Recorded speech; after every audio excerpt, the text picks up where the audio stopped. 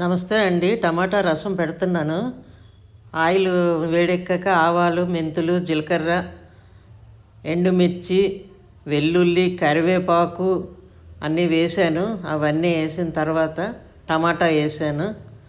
ఉప్పు, పసుపు వేసాను.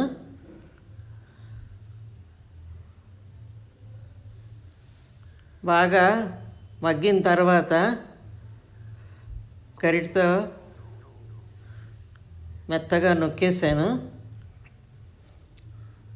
శనగపప్పు పౌడరు, మిరియాలు ఒక 10 మిరియాలు పొడి ఒక అర చెంచా, ధనియాల పౌడరు ఒక చెంచా, జీలకర్ర పౌడరు ఒక పావు చెంచా అన్నీ వేసానండి. ఇప్పుడు నీళ్ళు వేస్తున్నాను.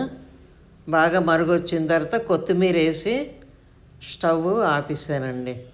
అటు పొయ్యి మీద అన్నం